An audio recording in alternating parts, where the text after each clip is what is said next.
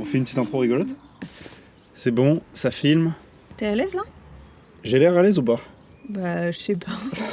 Franchement, ce petit cocon, il va nous donner envie de nous livrer. Bonjour.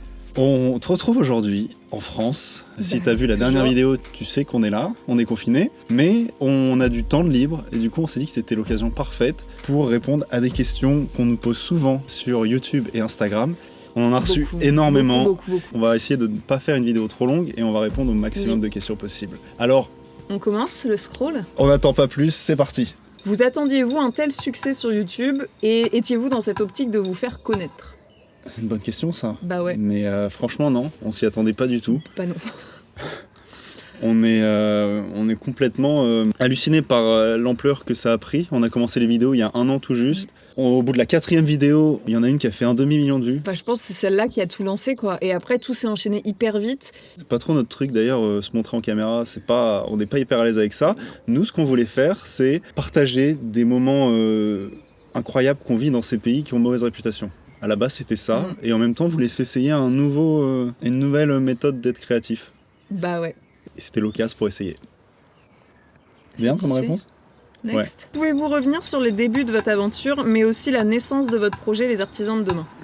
C'est vrai que c'est pas très clair parce qu'on n'a pas mis nos aventures sur YouTube dès le début. En gros, bah, nous, Camille, Ilyes, Camille, c'est nous. Notre chaîne s'appelle Les Artisans de Demain, c'est pas nous les artisans de demain. Les artisans de demain, c'est les rencontres inspirantes qu'on fait sur la route. Et tout le projet s'est construit autour de ça en fait. À la base, on est vraiment parti pour ça en fait. Ouais, comme tu l'as bien dit, on voulait rencontrer des personnes inspirantes sur le thème de la solidarité, l'écologie, l'entraide, la vie en communauté. Et c'est ce qu'on a fait pendant 6 mois en Afrique du Sud. Et à ce moment-là, on a rencontré la vieille baleine. Et avec cette vieille baleine, on passera 1 an et demi sur le continent africain à remonter du Cap jusqu'au Caire. Et sur notre route, on s'arrêtait dans plein de communautés différentes pendant plusieurs mois en faisant des missions de bénévolat, en s'impliquant de la meilleure façon qu'on pouvait. Nous, la voiture, c'était plutôt un moyen qu'un but en fait. C'était le moyen de rejoindre les associations qu'on trouvait sur notre chemin dans les pays de l'Est africain. Et d'où le choix du 4x4 pour pouvoir rejoindre les zones qui vraiment étaient inaccessibles avec une voiture classique. Ensuite, on arrive au Moyen-Orient et c'est à partir de là qu'on a commencé à réellement filmer et réellement partager sur YouTube. On se sentait pas prêt avant en fait. On n'est pas très à l'aise avec Internet. Ça peut être con de dire ça quand on est youtubeur. Mais c'était vraiment ça en fait. On filmait mais on n'osait pas et on savait pas et on s'est lancé que finalement l'année dernière. Donc ça fait 1 an alors qu'on voyage depuis 3 ans. Quel est votre âge? Moi j'ai 28 ans. Bientôt 29. Moi j'ai 24. C'était une réponse beaucoup trop longue pour un truc qui était censé être rapide. Mais moi, je le savais. Quelle est la moyenne de votre empreinte carbone? Faut qu'on le calcule. Moi, je l'avais calculé il y a 1 an. Et je sais que c'était en dessous de la moyenne du français. Je crois que la moyenne du français, elle est de 14. Et nous, on était à 12, un truc comme ça. Ouais, si on n'avait pas la voiture, on serait pas mal. Elle est moindre que quand on était sédentaire en France. Ouais, et ça, c'est déjà un pas dans la bonne direction. Ouais. Comment en êtes-vous arrivé là? Honnêtement, c'est pas. Coucou, on est là. Pensez-vous un jour retrouver un mode de vie sédentaire? Peut-être bien que oui. Bah oui, je pense. Comment se passe le trajet en voiture? Trajet en voiture se passe bien, en général. Comme ça non mais en fait c'est vrai qu'on passe énormément de temps en voiture. Ouais. Parfois c'est long. Mais on rigole bien aussi. Hein. On écoute des podcasts, on écoute de la musique. Mais c'est pas notre partie préférée du voyage. Souvent on garde les journées trajet pour des moments bien précis. Nous ce qu'on aime c'est faire des rencontres, être sur place. Si tu avais pas compris les rencontres. Tout le monde est copain ou vous rencontrez aussi des gens malveillants? Ah oui. C'est intéressant. Ça nous arrive, oui, d'avoir des personnes qui sont malveillantes. Ouais. Dans les vidéos, c'est pas ce qu'on montre le plus parce que nous, on considère que les pays dans lesquels on va, il y a déjà énormément de bagages, de stéréotypes et de clichés. Et du coup, on préfère s'axer sur le positif. Mais évidemment, il y a des gens qu'on rencontre qui n'ont pas des bonnes intentions à notre égard. Dans tous les pays, et on peut pas faire de généralité sur un pays ou quoi que ce soit. Mais en général, il y a beaucoup plus de bienveillance que l'inverse. Ouais. Des moments où vous êtes fatigué, où vous en avez marre? Ouais, il y en a. Dans nos vidéos, on voit que avec la vidéo du Balouchistan, l'escorte, c'était un peu différent, mais en général, on est en forme, mais c'est pas non plus tout le temps comme ça. Il y a des hauts et des bas dans le voyage, il y a des moments où il faut savoir se poser plus pour apprendre à repartir. Ça, c'est vrai qu'on le montre pas à tous les moments où on est malade, les moments où on est fatigué, mais ça arrive. Quand on voyage, c'est comme ça. Ouais. Une partie de votre road trip que vous ne pouvez pas recommander car trop dangereux? Bah oui. Elle est il y lourde en cette a. question. Bah ouais, il y en a en fait. Difficile de pas... Si, évidemment, par exemple, la traversée sous escorte du Baloutchistan, clairement, je peux pas la recommander à quelqu'un puisqu'on sait qu'il y a un risque. Et puis, je dirais peut-être aussi la frontière, tu vois, en Éthiopie, Moyale, on pensait pas que c'était dangereux, on l'a appris après. Le Soudan aussi, il y a des zones au Soudan. Le Soudan, évidemment, hein, tu peux avoir pas de chance, tu peux... On ne montre pas dans les vidéos, mais en fait, il y a toute une réflexion derrière. Tout un réseau d'amis dans le pays à qui on pose des questions, on sait où on doit aller, où on doit pas aller. C'est vraiment réfléchi, on mesure les probabilités et on prend les décisions en fonction de ça. Par exemple, il y a plein de pays qu'on a écartés de notre trajet parce qu'on estimait que c'était trop risqué. Nous, ce qu'on véhicule à travers nos vidéos, c'est notre expérience. Peut-être qu'on est extrêmement chanceux, mais peut-être pas. Avez-vous dû payer vos missions de volontariat ? Non. Bah non. Non, on n'a jamais payé nos missions de volontariat. C'était un peu notre truc qu'on s'est dit parce qu'il faut savoir que sur le continent africain et même sur le continent asiatique, d'ailleurs, ça se développe de plus en plus ce truc de tourisme et du coup de missions de tourisme volontariat payante. Et nous, c'était notre truc qu'on s'est dit qu'on voulait pas payer parce qu'on avait besoin d'économiser, tout simplement. On a utilisé des sites comme Helpix ou Workaway qui sont des sites de woofing où tu es logé, nourri contre du travail. Ouais, on te met tous les liens dans la description si ça t'intéresse. Ouais, on peut faire ça. En fait, il y a beaucoup d'organismes qui profitent de cette économie du volontourisme et c'est encore un vaste sujet, mais nous, on a préféré ne pas rentrer là-dedans. Quel a été le déclic pour partir à l'aventure ? Comment l'idée vous est venue ? Et qu'est-ce qui vous motive ? C'était quoi le déclic pour toi ? Bah moi, j'avoue que je l'avais depuis un petit bout de temps en tête. Je faisais mes études, mais que j'avais très très envie de partir vivre à l'étranger et partir voyager. Et puis au même moment, on a eu envie en fait. Ouais, dès qu'on s'est rencontrés, on a parlé voyage hyper rapidement. Et puis voilà, c'est un truc qui est venu assez naturellement. Ça s'est fait un peu sur un coup de tête. Il y a des choses parfois dans la vie perso qui s'alignent et qui font qu'il y a un déclic qui se fait. Il n'y a pas un moment particulier, mais c'est vrai que nos envies et motivations se sont alignées au même moment. Le plus dur, c'est se lancer. Tu peux faire des plans sur la comète pendant 10 ans et ce sera toujours aussi dur de faire le premier pas. Et c'est vrai que ça demande du courage. Quand tu fais le premier pas, tu te rends compte qu'on a une capacité d'adaptation qui est énorme. On est capable en fait. Il faut juste avoir le courage de le faire et après... ça roule. Et sinon, on l'a fait, on peut le faire. Hein. Ouais. Vous vivez votre meilleure vie. Bah oui. Ça se voit, non ? Ouais, c'est assez cool. Aviez-vous préparé ce voyage longtemps à l'avance ? Quelles compétences avez-vous travaillé avant de partir ? La question, elle me fait rire en la disant. Ouais, on est très mauvais en organisation, en préparation. En mécanique, on est nul en tout. Hein. On n'a pas travaillé de compétences. Hein. Non, on s'est pas organisé, on a fait le truc 1 mois avant de partir, on n'avait rien préparé, rien prévu. En fait, on a appris sur la route. On a appris sur la route, oui. Oui, bah, on a appris plus des bases, mais on n'est toujours pas des as, mais on y arrive.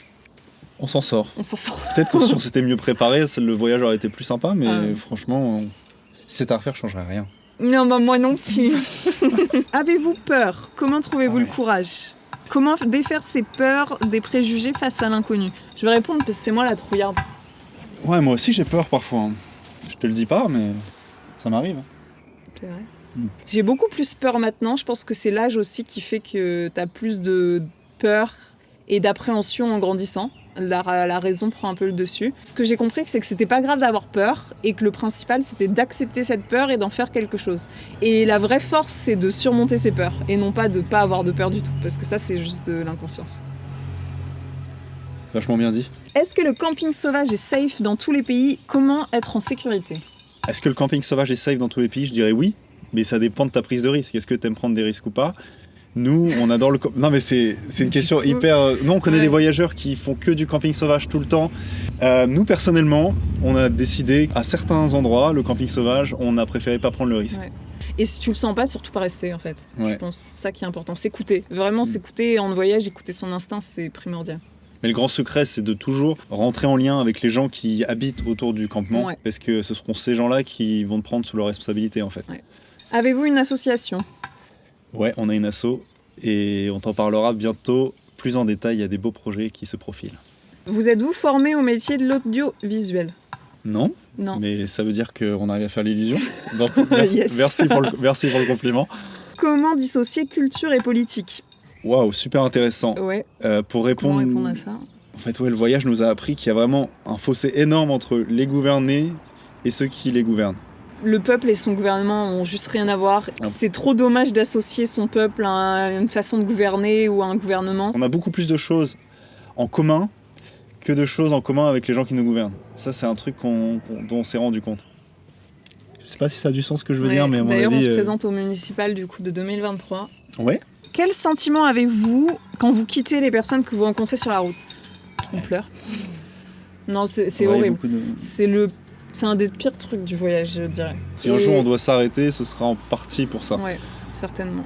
Comment rentrez-vous en relation avec des artisans ? Quels sont les critères pour promouvoir un artisan ? Et avez-vous des contacts en amont ? On n'a pas de grille de notation pour définir ce qu'est un artisan de demain ou pas. Souvent, c'est des personnes. Oui. C'est Ça se fait naturellement, on explique notre projet, et puis là, ils nous disent « Ah, bah, je connais mon voisin, il fait ça, y a mon oncle qui fait ce truc-là. » C'est ça. Et ça se fait comme ça. Et nous, justement, le but, c'est qu'un artisan de demain, c'est pas censé avoir...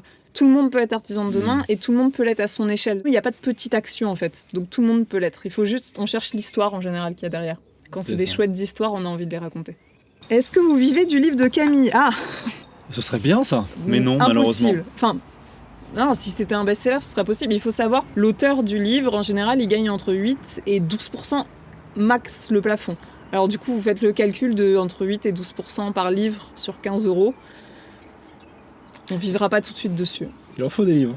Est-ce que vos vies ont déjà été mises en danger ? Oui. Elle est lourde cette question, mais ouais. Bah oui. Quand avez-vous appris que vous étiez compatible pour ce genre d'aventure ? Bah, je sais pas. Est-ce qu'on l'est ? On saura jamais. Est-ce difficile de faire le premier pas en voyage ? Des conseils pour s'approcher des autres avec autant de facilité ? Bah, merci d'abord. Déjà, merci, ça veut dire qu'on s'est drôlement bien amélioré. Ouais. Ça n'a pas toujours été simple. Je pense que maintenant, on est très habitués. On ne l'était pas autant et on n'était pas aussi à l'aise et avenant au début de notre voyage. On avait besoin de ces interactions et que dans les pays qu'on a fait et l'itinéraire qu'on a fait, on est quand même tombé sur des populations qui étaient hyper accueillantes et on n'avait pas du tout de mal à rompre... Comment on dit rompre la glace ? Briser la glace. Briser la glace. Un conseil, si on peut en donner un. Tu les écoutes ? Ce serait de toujours avoir une ouverture d'esprit et y aller avec le sourire. Et quand tu dégages des bonnes choses comme ça, souvent on te les rend. Bah oui. Et c'est ce qu'on a appris. Un sourire, ça se rend. Alors ça, c'est une question qui est beaucoup revenue. Quelle langue parlez-vous ? Et faut-il parler les langues étrangères pour voyager ? Qu'est-ce qu'il en est de la barrière de la langue finalement ? Qu'est-ce qu'il en est de la barrière de la langue ? Bah non, attends, on commence dans l'ordre. Quelle langue tu parles ? Ben, pas énorme, hein. L'anglais, un peu d'espagnol, un peu de portugais, un peu d'italien, de russe, de pashtun, d'amharique, de swahili. Non, plus sérieusement, l'anglais principalement. Et quelques notions d'autres langues, mais c'est l'anglais qui nous sauve. C'est assez dingue excuse-moi, moi j'ai le droit de dire les langues que je parle, j'en parle plein. Ah oui, polyglotte. C'est vrai. Je parle anglais, espagnol, portugais, français. Et farsi baladnis. Ça veut dire je ne parle pas farsi. Il y a plein de moments où on s'est retrouvés, par exemple en Éthiopie, l'amharique, c'est quand même compliqué comme langue quand t'as aucune notion. On parlait pas du tout la même langue, on était dans le village, on travaillait ensemble, on passait la journée ensemble, et pourtant le soir on arrivait à rigoler. Il y a une sorte de langage universel qui fait que t'arriveras toujours à t'en sortir même si les gens ne comprennent pas, pour les trucs basiques. Et après, pour les trucs pas basiques, c'est vrai que c'est chouette d'avoir des notions de la langue du pays dans lequel t'es. Bah d'ailleurs, t'as dû voir la dernière vidéo, ou c'était l'avant-dernière, je crois. Ouais. Quand on était à Lahore, on a essayé l'application Rosetta Stone, qui nous avait contactés pour faire un partenariat. C'était vachement utile en fait. On s'est rendu compte à quel point ça faisait rire les gens déjà quand on parlait leur langue, et qu'en plus ça nous permettait vraiment d'avoir des interactions plus faciles et de les intéresser plus facilement. Rosetta Stone, c'est une application qui est très ludique. Moi j'ai vraiment kiffé apprendre les langues avec Rosetta Stone, et d'ailleurs je m'y suis remis pendant le confinement avec le farsi. Mes copains iraniens ils me manquent trop, et comme ça je leur envoie des messages vocaux, ça les fait rire. C'est vrai en plus. C'est vrai que c'est rigolo. Salam, Haniye, Khubi, Khubi chatori. سلام کاملیا خوبی الیاس خوبه دوستتون دارم I love you. Et qu'est-ce que je veux dire ? C'est une application qui se fait que avec des connexions de mots à des images, à des sons. Et en fait, t'apprends comme ça un peu. Donc, il faut quand même avoir une réflexion derrière. C'est pas à la vieille école quand t'écoutais une phrase, tu la répètes, t'écoutes, tu la répètes. Là, c'est vraiment toujours dans l'essai, dans les erreurs. Qui est pratique aussi, c'est que c'est une application. Donc, tu l'as sur ton téléphone. Ouais. C'est hyper mobile. Il peut y avoir accès hors ligne quand t'as pas de réseau. Donc pour nous, c'est vraiment parfait. Ouais. Et ouais, on en est assez satisfait, puis on est content qu'ils nous aient contactés pour sponsoriser nos vidéos parce que ça nous sert vraiment. On leur a demandé de la tester, et après l'avoir testée, on maîtrisait quelques phrases d'ourdu, on s'est dit que ça valait la peine d'en parler. Et donc là, en période de confinement, nous on s'en sert pour apprendre le persan, enfin du moins améliorer notre persan. Et ouais. Moi, je vais continuer à m'entraîner parce que le farsi, il y a quand même du taf. Et si toi, ça t'intéresse chez toi d'essayer cette application de langue, il y en a 22 disponibles, tu peux aller les voir. Ils font une offre vraiment intéressante en ce moment qui est un truc illimité sur toutes les langues et à vie. À vie. C'est une offre assez incroyable, alors si tu veux en profiter, tu cliques sur le lien dans la description. Dans la description. Et on continue la vidéo. Est-ce qu'il vous arrive souvent de vous sentir coupable d'être privilégié par rapport aux personnes que vous rencontrez ? Bah oui, et d'ailleurs c'est assez intéressant parce que c'est exactement le sujet de la vidéo de la semaine dernière. Bah je t'invite à aller la voir. Pour répondre simplement, oui, ça nous arrive d'être mal à l'aise. Bien sûr. Après 3 ans de voyage, votre vision de l'avenir de la planète a-t-elle changé ? Ouais. Oui. Et ça fait du bien. Personnellement, je suis plus optimiste. Ouais, et je pense que tout le projet Artisan de demain est lié à ça aussi, c'est que on a vraiment l'impression qu'il y a un mouvement et qu'on en fait partie tous ensemble. Ça donne un peu d'espoir dans ces temps qui sont quand même assez pessimistes. En fait, on s'est rendu compte que la nature est vachement résiliente. Je suis pas inquiet pour la nature, je suis plus inquiet pour nous. D'ailleurs, la période qu'on est en train de vivre, elle le montre bien. Et la nature, elle se relèvera toujours. Du coup, le challenge, il est plus pour nous. Qu'est-ce qui, selon vous, relie le plus les humains et civilisations entre eux ? Les humains et toutes les civilisations du monde, je pense que ce qui les relie, c'est qu'on recherche tous fondamentalement la même chose. Le football. Le football, c'est un bon lien. Mais un truc plus fondamental, je dirais que c'est juste de vivre en paix avec les gens qu'on aime. Ça, c'est un truc qui nous relie tous. C'est ça, hein, vraiment le fait de vivre ensemble. Le vivre ensemble, la communauté, créer du lien, c'est ce que tout le monde recherche. C'est vrai. Êtes-vous tombé malade ? Est-ce que c'est facile de se soigner ? Ouais, on tombe... souvent. Ouais, c'est un truc qu'on montre pas dans les vidéos, mais ouais, dans les coulisses, on est souvent malade. Il y a eu la malaria. Mozambique, des petites hospitalisations en Afrique du Sud. C'est un peu un coulisse, c'est dur parce que des fois on est hyper malade, on est dans des endroits où c'est pas des fois il y a t'as qu'une envie, c'est d'être dans ton lit chez toi et en fait t'es dans ta tente. Mais on se renforce et ça vaut le coup surtout. Ouais. Après 3 ans, j'aimerais bien être un peu plus renforcée moi, mais bon. Avez-vous envisagé un mode de déplacement plus écolo ? Ah ouais, évidemment. On y pense. Ouais, bah depuis longtemps d'ailleurs. Le 4x4, c'est comme on l'a dit, c'était un moyen. Mais évidemment, on pense à autre chose. Mais sans cette vieille baleine, on n'aurait pas pu faire toutes ces rencontres, du coup. Mais on pense à autre chose. Après avoir vécu en Iran pendant un petit bout de temps, vous verriez-vous habiter là-bas ? Waouh. Ouais. Oui. Mais c'est un oui, en fait. Il y a des choses dans la vie quotidienne qui sont pas simples, mais qui n'ont rien à voir avec les Iraniens. Pour faire simple. Est-ce que voyager avec un enfant dans la grosse baleine, c'est compatible ? Bon, on n'a jamais essayé. Ouais. Si t'en as un à nous prêter, on pourra te dire. Comment avez-vous circulé librement en Iran ? Parce qu'on est libre, tout simplement, en Iran, de circuler. Oui. Comment est la conduite en Iran ? Ah ouais, ça, il faut qu'on en parle. On a dit beaucoup de choses positives sur les Iraniens, mais s'il y a bien une chose qu'on peut leur reprocher, c'est la conduite. Les Iraniens, on vous kiffe, mais c'est comme si vous aviez une double personnalité. C'est les plus polis et doux dans la rue, c'est ceux qui te laissent passer toujours devant. Mais c'est comme si quand ils étaient dans la voiture, ils changeaient totalement de personnalité. Mais on vous adore les Iraniens. Est-ce qu'il faut être marié pour voyager en couple dans des pays musulmans ? Non. Non, pas besoin d'être marié. Voyager est-il devenu un métier ? L'investissement qu'il y a derrière doit être intense et immense, et je suis de tout cœur avec vous. Bah merci beaucoup. Déjà, merci beaucoup. Oui. C'est devenu un métier, hein. Bah non, c'est pas un métier de voyager. Oui, mais l'autre jour, on se disait quand même que, bon... Voyager, c'est pas un métier. Qu'est-ce qu'on se disait ? Mais par contre, depuis qu'on s'est mis à faire des vidéos YouTube, là, c'est vraiment devenu un métier, en fait. Et on s'est rendu compte que ça, c'était devenu un vrai travail, parce que... L'investissement qu'on y met, on fait des horaires qui sont beaucoup plus...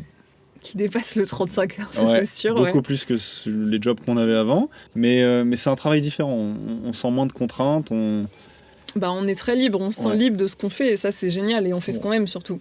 Nous, on le considère comme un travail à plein temps, on vit, on respire, on pense artisan de demain, on fait que ça. Donc voyager, non, c'est pas un métier, mais par contre, le fait de faire des vidéos et d'alimenter notre chaîne YouTube et Instagram, c'est devenu pour nous comme un métier. Ouais. Mais c'est un métier qu'on aime. Donc ça nous passionne, on a beaucoup de chance. Faites-vous assez d'argent avec YouTube pour financer le voyage ? Nous, on fait pas assez d'argent avec YouTube pour financer notre voyage. En fait, sur YouTube, tu génères des revenus grâce aux pubs. Et nous, en tant que créateurs, on décide pas de quelles pubs vont être affichées. Par contre, on décide de si oui ou non il y aura des pubs sur nos vidéos. On nous a recommandé de mettre les pubs parce que c'est vrai que ça nous permet d'avoir un complément de revenus. D'ailleurs, c'est à toi de nous dire si ça te gêne ou pas qu'il y ait des pubs sur nos vidéos. Mais par contre, c'est vrai que ça nous donne un vrai coup de pouce. Et si on voudrait vraiment en avoir un salaire, comme on t'a parlé du fait qu'on voudrait que ça devienne notre travail, si c'est possible, ce serait trop chouette, il faudrait accepter de prendre des sponsors. Tu l'as compris, je pense, le seul partenaire qu'on a pour le moment, c'est Rosetta Stone. Mais c'est vrai que depuis qu'on est beaucoup sur cette chaîne, on nous a proposé beaucoup de partenariats et ça nous embête un peu et on sait pas trop parce que nous, c'est important pour nous que ce soit des entreprises qui partagent les valeurs et notre projet, sinon ça a aucun sens. Il y en a beaucoup qui toquent à notre porte, mais on décline. Et si tu connais des partenaires qui collent avec les valeurs des artisans de demain, n'hésite pas. Ouais, nous, c'est ce qui nous ferait le plus kiffer. C'est d'avoir un sponsor long terme avec lequel on est totalement en adéquation dans nos valeurs et qui nous permettent de financer le projet des artisans de demain, en fait. Ce serait vraiment excellent. Comment financez-vous le voyage ? Ah oui, elle est beaucoup revenue celle-là. Grande question. Beaucoup. Ouais. On va pas rentrer dans les détails de comment on a réussi à économiser. Et en fait, il y a déjà plein de voyageurs qui l'ont fait, qui ont expliqué le budget, qui ont expliqué comment financer un voyage et qui l'ont fait beaucoup mieux que nous, on le fera, je pense. Parce qu'en fait, nous, on est très mauvais en organisation, comme tu as pu le comprendre. Si d'ailleurs, on a un point commun avec tous les voyageurs, c'est bien le budget, parce qu'au final, on a presque tous le même budget. Et tu t'en rends compte quand tu voyages, que ce soit en véhicule ou en sac à dos, on a des budgets qui sont très restreints et bien souvent plus petits que ceux qu'on a en France. Mais par contre, c'est vrai qu'on s'est rendu compte que moins on dépensait pour des choses, moins on avait besoin d'argent. Par exemple, je sais qu'on n'achète plus de vêtements neufs, on fait très très peu de sorties. Ouais, on a réduit nos activités, tout ce qui coûte de l'argent, et ça depuis qu'on est étudiant en fait. Et ça, c'est vraiment la recette pour mettre des sous de côté. Mais comme on te l'a dit, il y a d'autres voyageurs qui l'ont expliqué vachement mieux que nous. On te recommande d'aller voir les blogs de nos amis, notamment Caro et Fred, qui ont fait un article hyper détaillé là-dessus. Ils expliquent vraiment tout. Si tu veux des chiffres. Si tu veux savoir comment économiser, comment financer ton voyage. Il y a Race Down the Road aussi, qui ont fait une vidéo. C'est eux, si t'es une famille et que tu veux voyager en famille. On te mettra le lien, je pense. Il y a aussi nos amis Renaud et Anouchka. Dernièrement, ils ont fait une vidéo qui est hyper instructive. Et si ça t'intéresse de partir en voyage comme ça pourra te donner des pistes. Ouais, on a tous un mode de vie très simple en fait. Et je pense que c'est ce qui permet de rester dans le budget. C'est ça, la sobriété. Heureuse. Pourquoi ne pas venir en Afrique du Nord, Tunisie, DZ, Maroc ?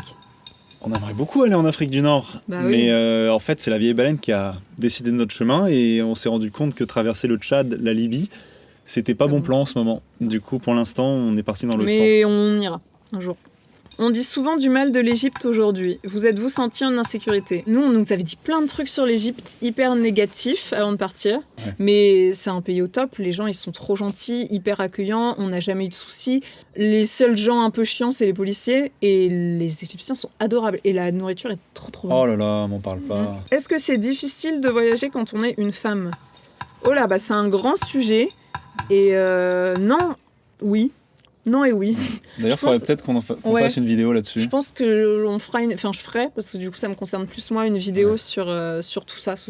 On aura plus de temps. Beaucoup de choses à dire, je pense. Imaginez-vous faire ce voyage seul ? Non, moi je m'imagine pas faire ce voyage. Ah, toi non plus ? Je suis bien avec toi. Ça tombe bien. Est-ce que votre vision du monde a changé ? Êtes-vous plus ouvert d'esprit ? Et qu'est-ce que ces rencontres vous ont apporté ? Tu sais quoi, on va conclure sur cette question. C'est une belle question pour terminer. Énormément de choses. Il y a énormément de choses qui ont changé. On sait même pas quoi dire. Moi, ça me donne envie de parler d'une philosophie qu'on a appris quand on était en Afrique du Sud, qui est une philosophie sud-africaine, mais qui s'applique un peu, une philosophie de vie qui s'applique un peu au tout le continent. C'est l'Ubuntu. Et l'Ubuntu, c'est « je suis parce que nous sommes tous ». Et cette notion d'humanité, je pense qu'elle est très très forte. C'est qu'on n'est rien sans les autres et les autres sont rien sans nous. Et qu'il faut fonctionner ensemble. Et pour moi, ça s'arrête pas à l'humain, ça va plus loin. Ça va le monde dans sa globalité et la nature surtout. Et que la seule solution pour qu'on s'en sorte, c'est de vivre ensemble et de s'aimer. C'est ce principe d'unicité qu'on retrouve dans plein de spiritualités qu'on a traversées sur la route. Et c'est un truc fondamental qui nous relie tous. On a besoin de l'autre, on n'est rien sans l'autre. Et l'autre, c'est pas seulement l'autre être humain, c'est aussi toute la vie. On était assez pessimiste. Et on l'est beaucoup moins. Et le fait d'avoir tous tes retours, savoir que ça résonne de la même façon chez toi, Ça nous porte et on espère que ça te porte aussi, et on est certain qu'on pourra faire des belles choses ensemble. Ouais, moi je fais des grandes paroles. C'est clair, mais le philosophe quoi, Jean-Claude Van Damme si on t'arrête pas.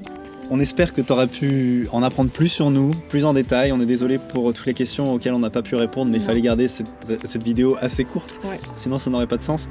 On a plein de choses qui arrivent sur cette chaîne, malgré la situation actuelle. On a beaucoup de contenu qu'on doit te partager. Oui. Alors, t'éloigne pas trop. Si tu veux savoir un peu plus en direct ce qu'on fait, tu peux nous suivre sur Instagram. Ouais. Et on te dit à très bientôt pour la prochaine vidéo. Oui, j'ai rien d'autre à dire. Ciao, ciao. Bisous.